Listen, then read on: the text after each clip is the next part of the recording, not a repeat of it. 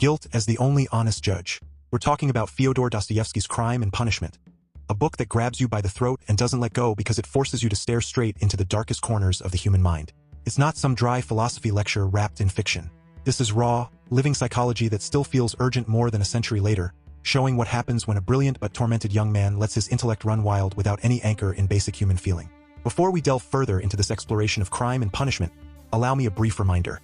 If any part of this discussion resonates with you, perhaps a striking psychological insight or a profound moral revelation, please consider liking the episode, sharing it with others, and following for future deep dives.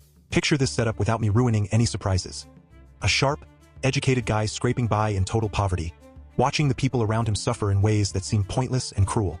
He starts building this elaborate intellectual framework in his head about power, morality, and who really gets to decide the rules. It's this quiet, seething tension between his razor-sharp logic and the swirling emotions he tries to bury that hooks you right away. You sense the storm coming, this internal war where reason keeps insisting it can justify anything if the math works out, but your gut already knows the cost is going to be unbearable. It's the kind of story that makes you pause and wonder about your own limits, what you'd be capable of if you convinced yourself the ends always justify the means. Alright, let's move into the heart of it. The central figure is Rodion Raskolnikov, a former student whose mind is a battlefield. He's come up with this theory he's even published in an article, dividing all humanity into two clear categories.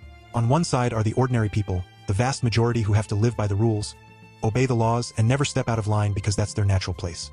On the other are the extraordinary few, the rare individuals with the spark to bring something truly new into the world. These extraordinary types, he argues, possess not some official permission from society but an inner right, decided in their own conscience, to cross moral boundaries when it's essential for fulfilling a greater idea that might eventually benefit everyone. He picks his target carefully in his mind, an elderly pawnbroker he sees as nothing but a harmful parasite draining resources from the vulnerable. Killing her, he calculates, would be a tiny evil that clears the way for bigger goods. He could use whatever he takes to finish his education, support his struggling family, and maybe even become someone who contributes real progress. But the truth, he admits later, runs deeper than any practical plan. This isn't really about the money or the family.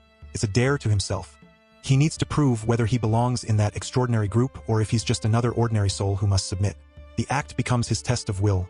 Can he step over that line without being destroyed by it?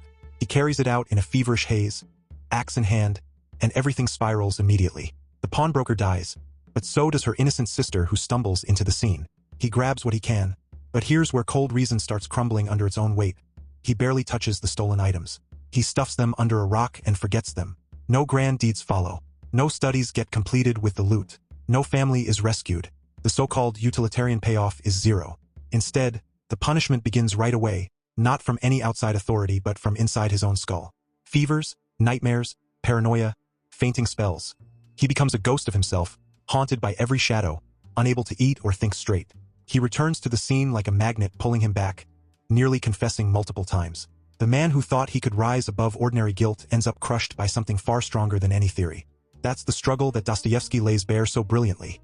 This war between pure logic and the emotions that refuse to stay silent. Raskolnikov keeps trying to reason his way through it all beforehand, mapping every angle like a mathematician solving an equation. Small harm for potential greater good. A useless life ended so better ones can thrive. But once it's done, the emotions flood in and expose the lie at the core. Logic without that human compass doesn't liberate. It isolates, maddens, and destroys. You feel it in your bones as you follow him. No one can simply declare themselves exempt from the moral fabric we're all woven into. That inner voice, that instinctive horror at shedding blood, isn't some weak leftover to be reasoned away. It's the very thing that proves we're alive and connected. Trying to kill it with intellect just turns the knife on yourself. The theory itself collapses the second you apply any real scrutiny. If extraordinary people truly have this inner right to transgress for a higher purpose, then why does the act bring zero higher purpose? Why does the perpetrator suffer more than the victim ever could have inflicted? Reason demands consistency. If you're above the rules, the aftermath should reflect power and clarity, not feverish breakdown. Instead, every step after the crime screams the opposite. Humans aren't abstract calculators who can detach from consequences. Our emotions are wired in deeper than any article or argument. They form the foundation that logic builds on, not the other way around. Deny them and the whole structure caves in. It's not just impractical. It's self-refuting. The very torment he endures becomes the proof that the division between ordinary and extraordinary was always a fantasy born of pride. Emotionally, it's devastating to witness because it mirrors something universal. We've all had moments where we convinced ourselves a shortcut was justified, only to feel that quiet hollow ache afterward. Multiply that by murder and isolation, and you see why the protagonist unravels. He pushes everyone away. Friends, family, anyone who might reach him, because admitting the truth would shatter the intellectual armor he's built. Yet that armor was never real protection. It was a cage. Dostoevsky shows with merciless clarity that real strength isn't in daring to cross lines. It's in facing what you've done, accepting your place among ordinary humanity, and finding the courage to suffer openly rather than hide behind theories. The emotions win every time because they're honest. They connect us. They force growth. Logic detached from them just leads to a dead end of loneliness and madness. When the weight finally becomes too much, he opens up to Sonia, a young woman whose own life of quiet endurance and deep compassion stands in total contrast to his calculations. In that raw confession, everything pours out. He tells her straight, "I simply did it. I did the murder for myself alone. It wasn't to help my mother. Nonsense. I simply killed. To find out whether I was a louse like everybody else or a man. Whether I can step over barriers or not. Whether I am a trembling creature or whether I have the right." He even admits he weighed becoming like those great figures who reshape history, but in the end it was never about them or any greater good. It was this desperate personal test of daring. And the result? He failed it spectacularly, proving he never had the right because no one does. The conscience he tried to silence was always the truer guide. Those lines hit like a hammer because they strip away every excuse. No noble cause, no practical benefit, just ego dressed up as philosophy, and the emotional wreckage that follows when reality bites back. Dostoevsky doesn't preach here. He lets the logic destroy itself while the feelings tear at your heart. You can't help but feel the pity and the horror mixed together. This brilliant mind reduced to trembling because he ignored the one truth that matters. We are all bound by the same moral reality, and stepping outside it doesn't make you superior.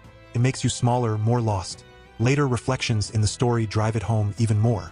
He writes in his article, "An extraordinary man has the right, an inner right to decide in his own conscience to overstep certain obstacles, and only in case it is essential for the practical fulfillment of his idea, sometimes perhaps of benefit to the whole of humanity." Sounds clean on paper, doesn't it? Until you watch it play out and see the benefit evaporate while the damage multiplies. The theory promises freedom but delivers chains of guilt. It claims progress but leaves nothing but suffering. Reason exposes the contradiction instantly. If the extraordinary path requires ignoring your own humanity, then it's not a path forward, it's a dead-end loop of self-deception. Emotionally, the nightmares and isolation become the loudest argument against it. They remind us that true humanity isn't in daring to destroy. It's in the capacity to feel, to regret, and ultimately to heal through connection and accountability. By the end, the protagonist's journey circles back to something profoundly hopeful amid all the darkness. The same suffering he tried to outsmart becomes the force that cracks open his pride and lets real change in. When he stops fighting his emotions and accepts the full weight of what he's done, a different kind of strength emerges, one rooted in humility and love rather than intellectual conquest. Dostoevsky makes you feel that redemption isn't some abstract reward. It's the natural outcome when you finally align head and heart again. The logic that once justified everything now yields to a deeper truth. We grow not by stepping over others but by standing with them in our shared imperfection. This book stays with you because it doesn't offer easy answers or comforting illusions. It demands you engage with the toughest questions about what makes life meaningful. If you're looking for a read that challenges how you think about right and wrong, about pride and its costs, about the unbreakable link between our thoughts and our feelings, then Crime and Punishment is essential. Grab a copy, settle in, and let it work on you. You'll come out the other side seeing the world, and yourself, a little more clearly. Until next time, keep thinking deeply and feeling honestly. Take care. Stay free.